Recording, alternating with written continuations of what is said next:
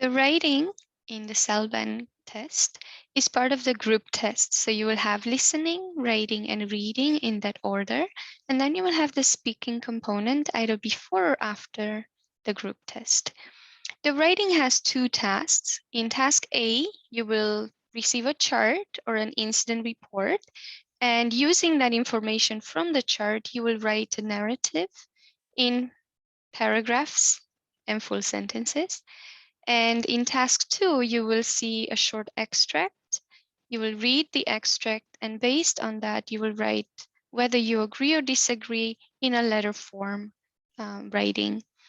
And for both of these tasks, you have 45 minutes. Now, we're going to focus on writing task A. So we're going to look at some components of writing task A. You are expected to write about 100 words. Since they made the changes in 2019 to the CELBAN exam, they don't write that in the instructions anymore, but you should know that that's how you should format your writing, task A, about 100 words. And remember to allocate about 20 minutes for this task. You have 45 minutes in total, but they will not tell you when to move from task A to task B or from task B to task A.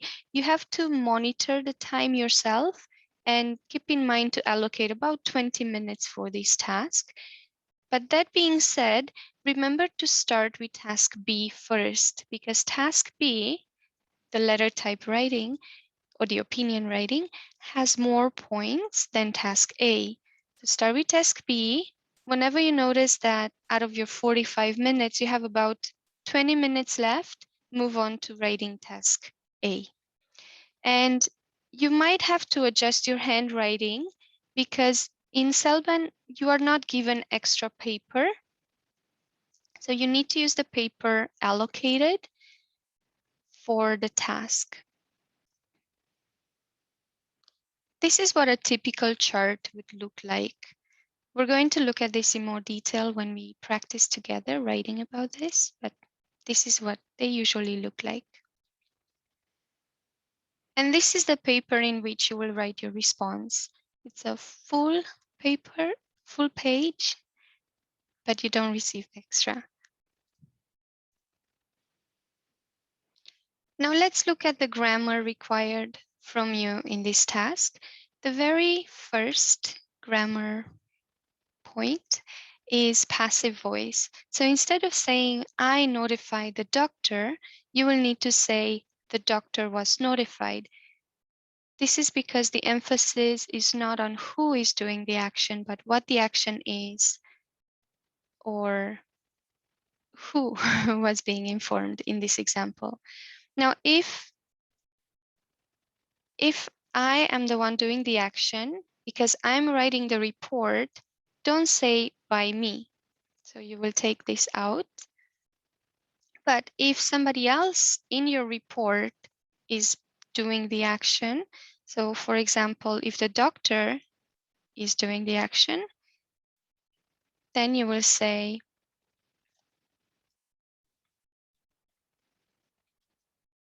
for example, the patient's family was informed or notified by,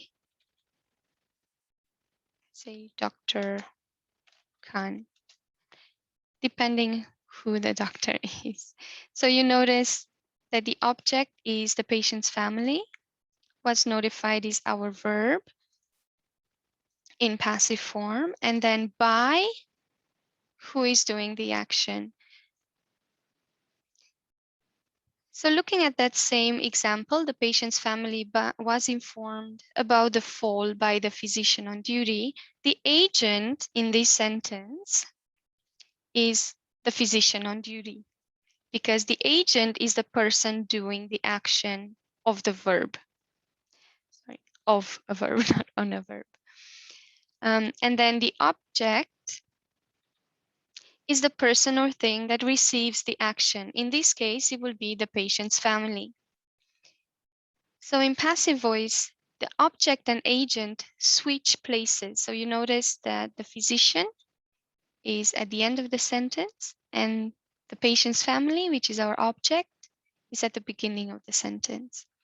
So passive voice is formed by putting the object in the subject or agent position and then adding the verb to be, was in this case, plus the past participle or the verb 3 or the form verb 3 was informed in our case, plus the agent only if the agent is not you, because you're writing the report. If it's you, you don't need to include the agent.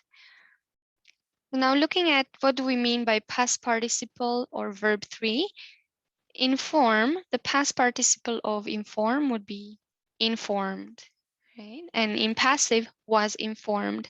Many verbs take the ed in past participle, but the irregular verbs like go, they will need verb 3. So go, went, gone.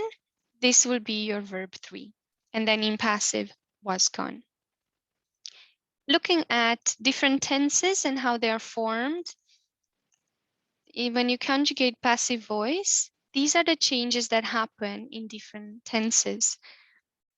It's good to know these tenses because at one point or another, you will probably have to use one of these tenses, if not more, in your report.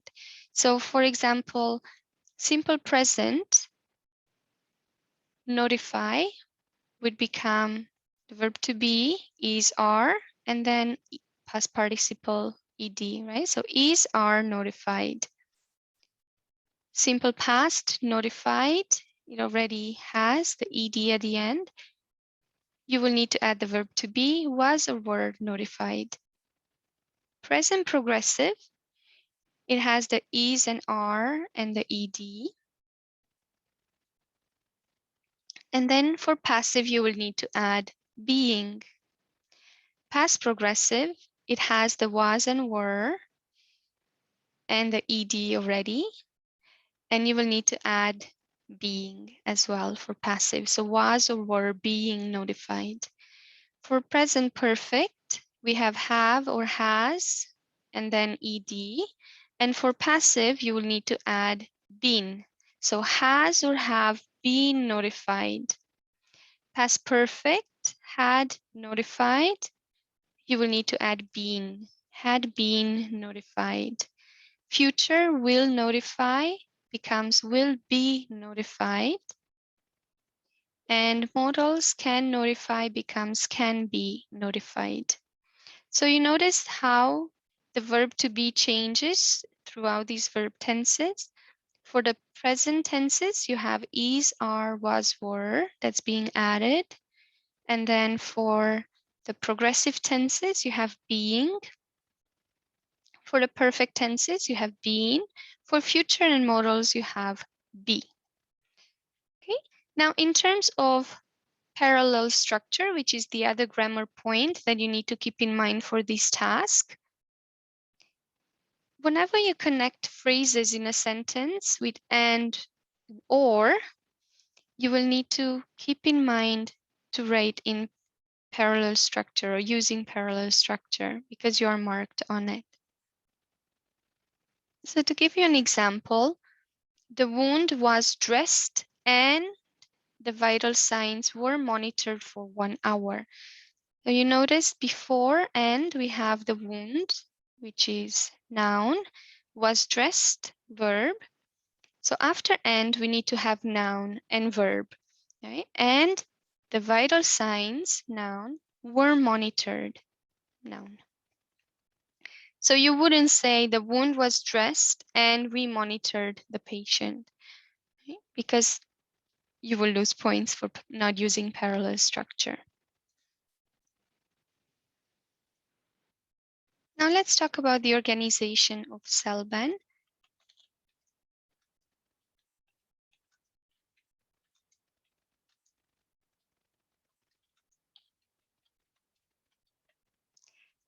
For writing task A, the very first thing you will need to mention is what happened,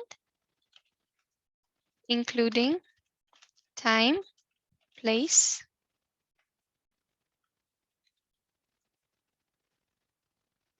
and date. You will need to talk about the cause of the incident.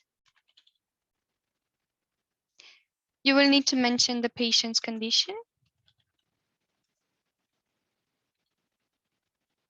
and your actions immediately following the occurrence.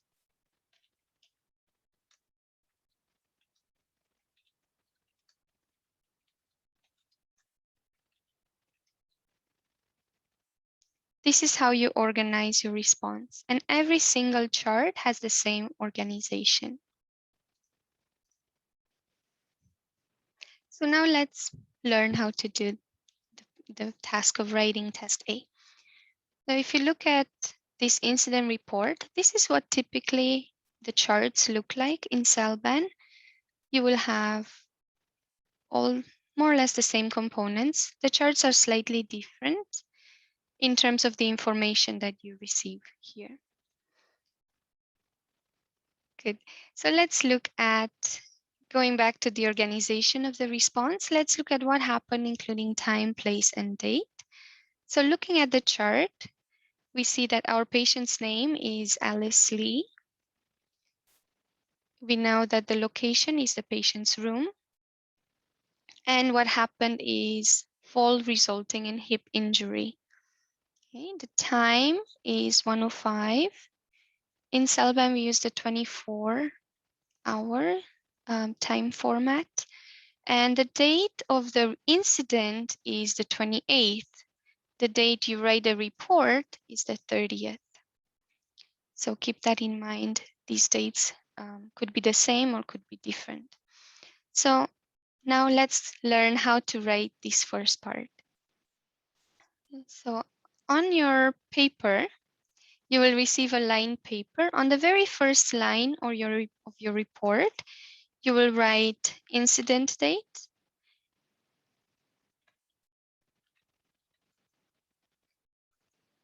think in terms of chronological order. So because incident date is more in the past than today's date when you write a report, so think past, present, future. You will write that one first. So 28, and I believe is June 2017. And then on the next line, you will write today's date, 30 June 2017. Make sure to capitalize June. Okay, and now on the next line, we're going to start with our first sentence. First, by stating the patient's name. So you don't need to say Mrs. or Mr. I think the patient's name is Alice Lee. Okay, so let's begin writing that first sentence. The first sentence in the report is very important. So you will say Alice Lee, comma. We don't know the age of the patient. We know that she's in a hospital because it's Mountain Heights Hospital. And we know she had a fall in the patient's room at 1:05. Okay. So since we don't know the age, we know it's a female, so you need to mention a female inpatient. And if you want to mention where, you can say that at, what was the name of the hospital? Mountain Heights Hospital.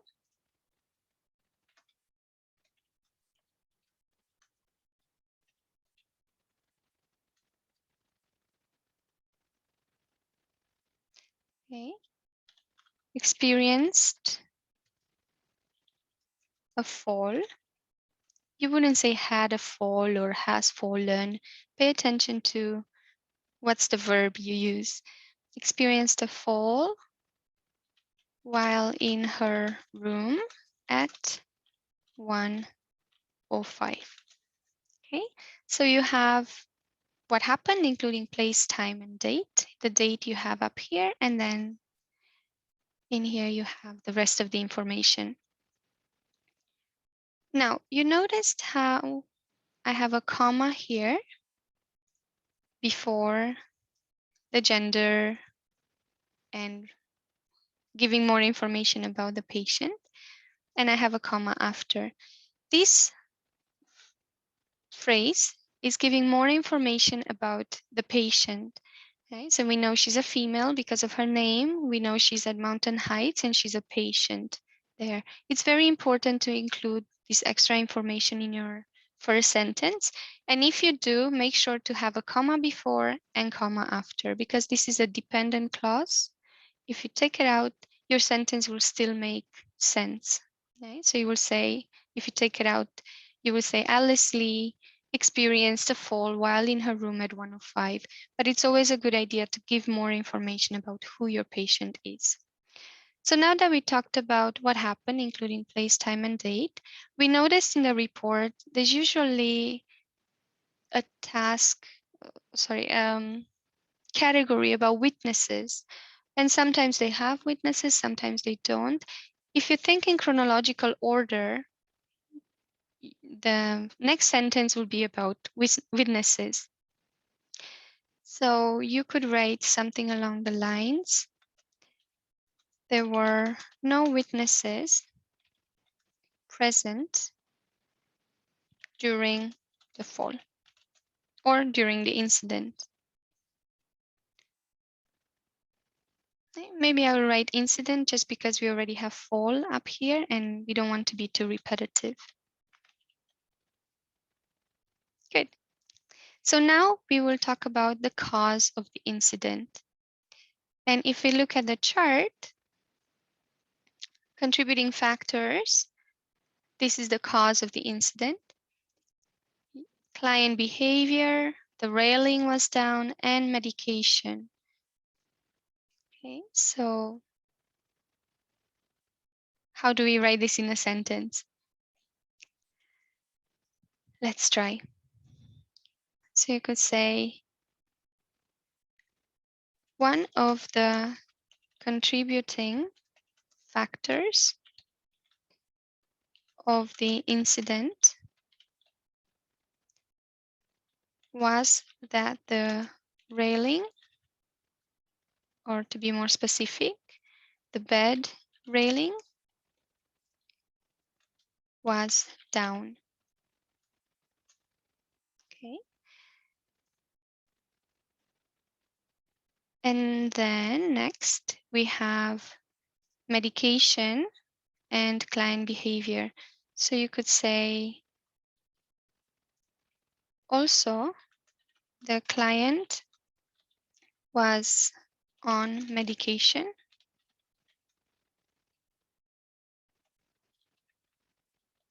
at the time. And it sounds like client behavior and the railing being down, it sounds like she didn't call for assistance. So instead of just saying and client behavior, maybe try to infer what happened. So the client was on medication at the time and did not call for assistance. Now in CELBAN, it's very important not to add any information, but in this case, you can understand from the report that the patient was probably on ambulate with assistance protocol and she didn't call for assistance. She was on medication, the railing was down, and that's what contributed to the fall. Okay, so going now to the patient's condition, we are done with the cause of the incident or the contributing factors. The patient's condition, this is your assessment. So you can even start with upon assessment, comma.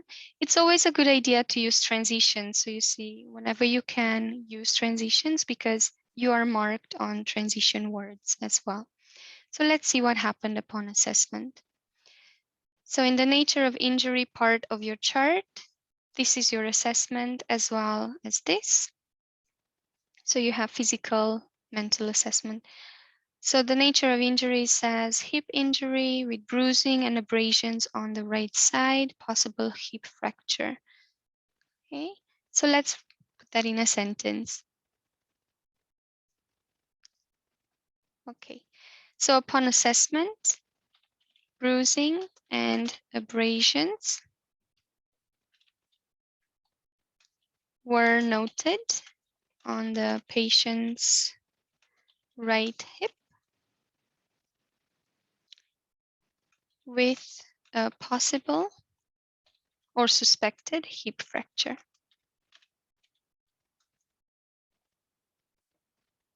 Did we get that correct? Is it right hip? Yeah, right side.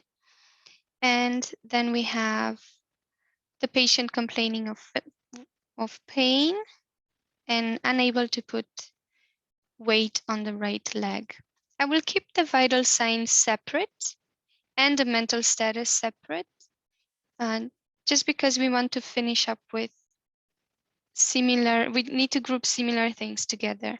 So in this case, we're still talking about the hip, complaining of pain on the right side, and is unable to put it's unable to put weight on the right leg. So let's put that in a sentence as well. The patient complained of pain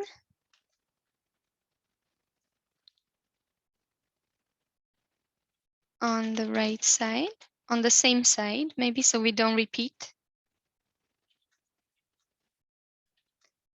and stated that is unable to put weight or pressure on that leg.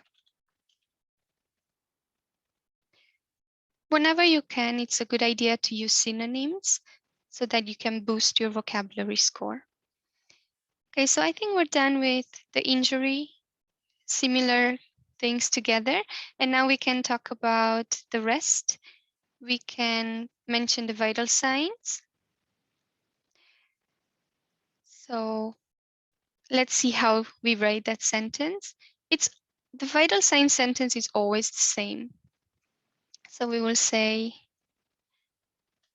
the vitals were as follows. Blood pressure.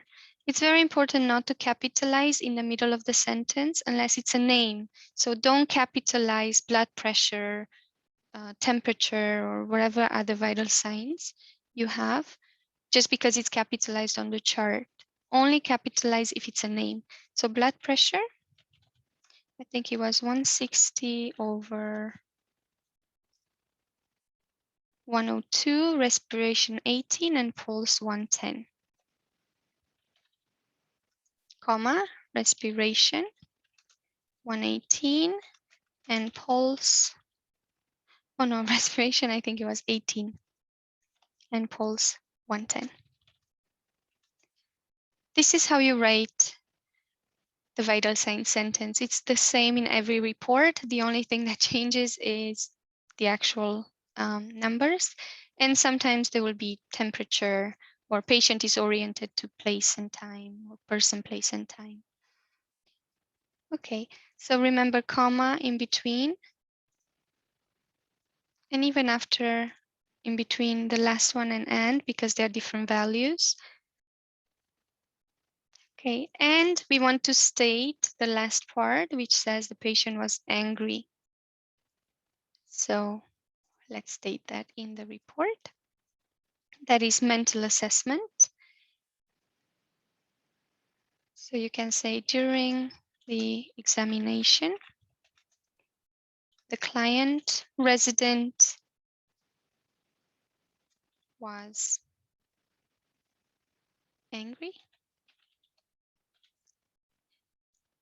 You have to be very subjective in this report.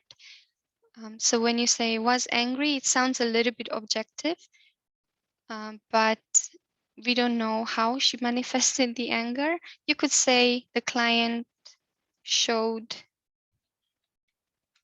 signs of anger. This is less subjective, but yeah, it's very difficult to be subjective when you have a word like angry in the report. But whenever possible, try not to be objective. Sorry, try not to be subjective. Try to be as objective as possible in your report. So don't include your thoughts, your feelings, your own estimations or assumptions. Okay, so now we finished talking about the patient's condition.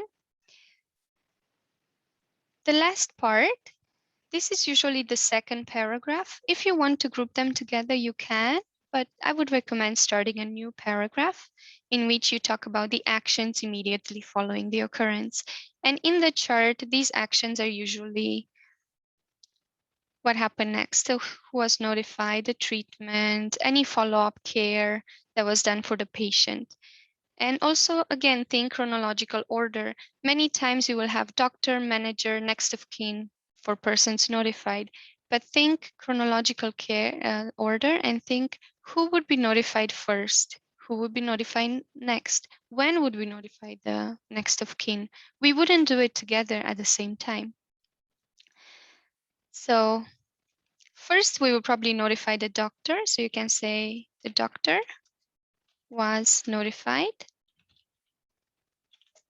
Okay. So what did the doctor tell you? What happened? That's the next part of the report. That's the natural part that comes logically if you think in past, present, future. So the doctor ordered Tylenol, ice pack, and elevation. They give you keywords, but you need to think and put it in full sentences and make sure that you understand what each means. So treatment is Tylenol, that's medication. Ice packs, it's probably for the bruising and on the hip. And elevation of what? Of the leg. Okay, so let's try to group similar things together. And we also notice that x-rays were ordered for the patient. So first, you will need to mention the treatment. So you will say the treatment ordered was to administer.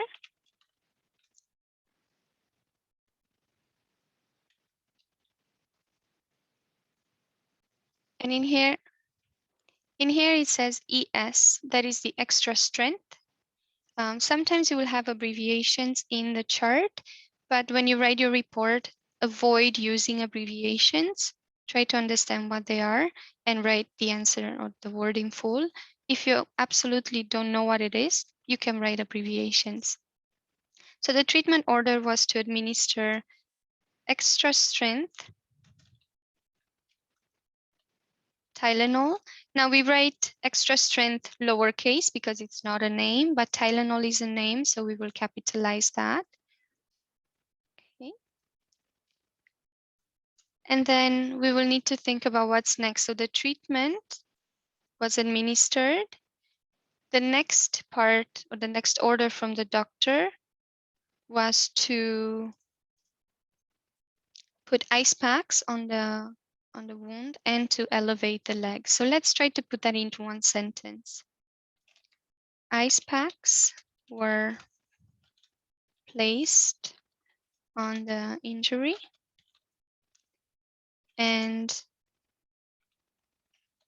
the patient's affected leg was elevated. Notice how passive voice is used throughout the report, and notice how also parallel structure is used throughout the report whenever you have an and or. And so you have one here, you have here. There's quite a few instances where you will need to use parallel structure.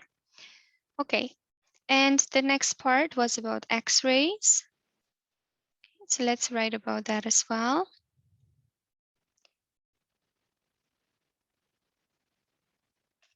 The patient was scheduled to undergo x-rays of the right leg.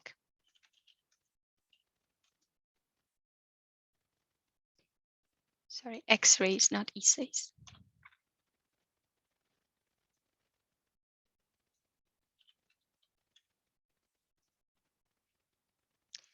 Okay, we don't know when he was scheduled. Sometimes they will tell you a time when he was scheduled, but in this case, we don't know when. And now we need to notify the manager. You can notify the manager with the doctor usually, but you could also notify them together with the next of kin when you give or when you finish your report. So let's state that the manager and the patient's next of kin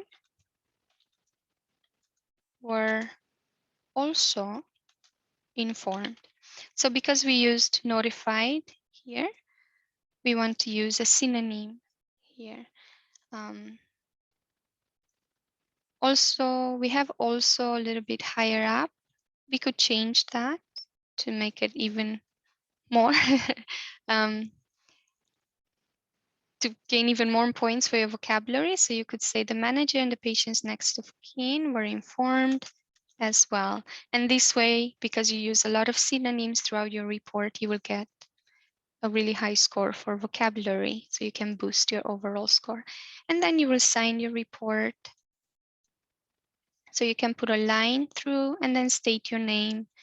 You can say your initial, first initial, family name, and then say RN. And try to fit it at the end of the sentence. You don't need any other lines in your report. Like here, you wouldn't need a line, but just here between this and your name, it's a good idea to have that line. And this is writing task A.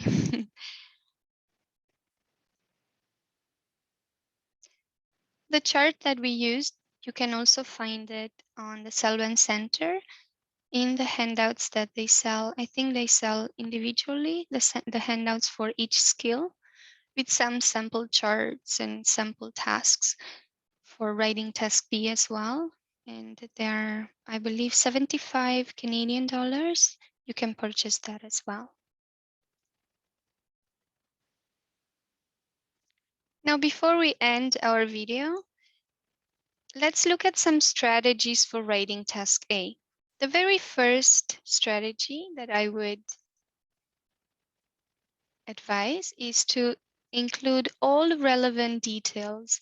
Do not add information to the chart and try to avoid leaving any information out. Describe the events in the order in which they happened. So like we said, while we were practicing chronological order from past, present to future, before, during, and after the event. Be objective. Avoid adding comments about your thoughts or feelings or opinions. Use synonyms whenever you can. And try to change the word forms. So if in the chart it says angry, in your paper you can change it and say anger. So from an adjective, it goes into a noun. So try to change the word forms whenever you can and use synonyms. Proofread your paper. This is very important. So at the end of your report, try to allocate a few minutes to check your grammar, spelling, punctuation.